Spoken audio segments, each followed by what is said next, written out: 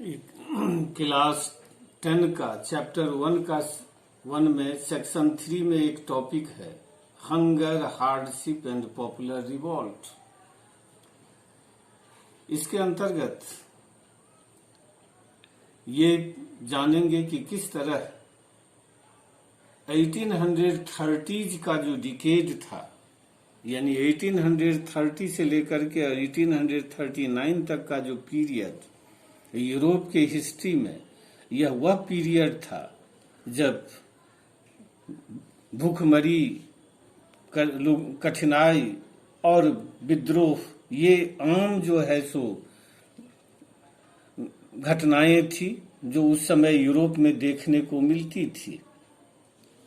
और इसके बहुत सारे कारण थे कि इसी पीरियड में यूरोप में जो है सो पॉपुलेशन बहुत ज़्यादा बढ़ गया था।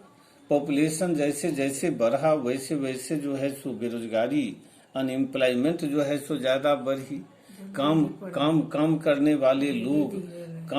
वाले लोग ज़्यादा थे और काम जो है सो उसकी तुलना में कम थी। जो छोटे जो उत्पादक थे, जो घरों में स्मॉल स्केल इंडस्ट्रीज में जो है सो उत्पादन करवाते थे और मार्केट में सामान बेचते थे, वे लोग इंग्लैंड से आने वाली मशीनों से बनी हुई सामान का मुकाबला नहीं कर पा रहे थे।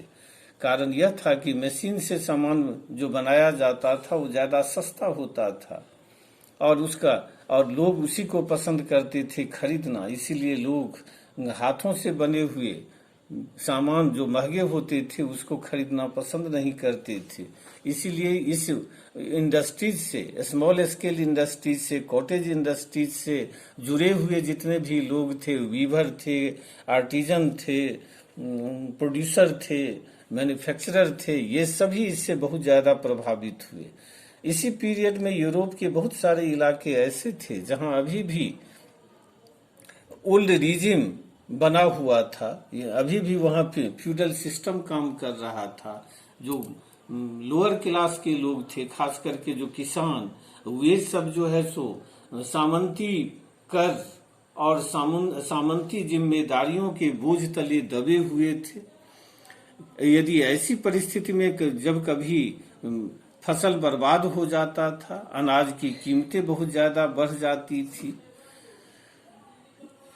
ऐसा ही एक साल जो था 1848 का भी था।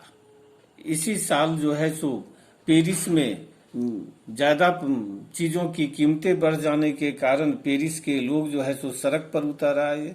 जहां जहां जो है सो बैरियर सब लगा करके सड़कों को जाम कर दिया और उसके कारण जो है सो लुई फिलिप, जो कि कॉन्स्टिट्यूशनल मोनार्क था, वह मजबूर हो गया अपने पद को छोड़ने के लिए और पेरिस से भाग जाने के लिए।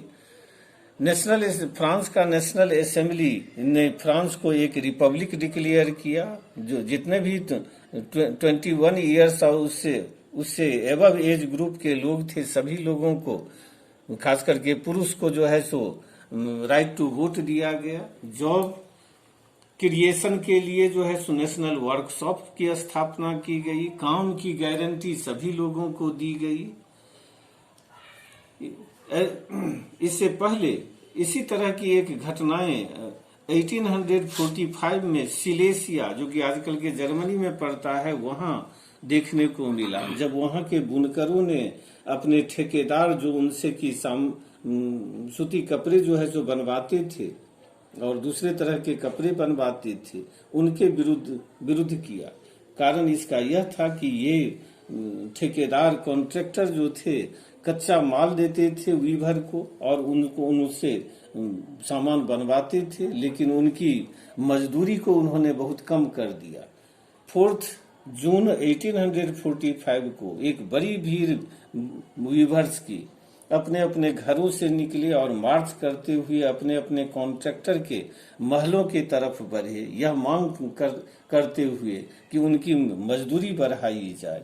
लेकिन ठेकेदारों ने उनके साथ बड़ा अपमानजनक व्यवहार किया और उनको बार बार धमकी दिया। इससे उत्तेजित होकर के ये वीवर का एक ग्रुप जो है सो उनके घर आलीशान मकानों में प्रवेश किया, वहां तोड़फोड़ की, उनके गोदाम में रखे हुए कपड़े को उन्होंने फाड़ दिए और जला दिए। उनको जो है सो भाग करके पड़ोसी गांव जाना पड़ा, लेकिन पड़ोसी गांव के लोगों ने भी उनको अपने यहाँ शरण देने से इनकार कर दिया।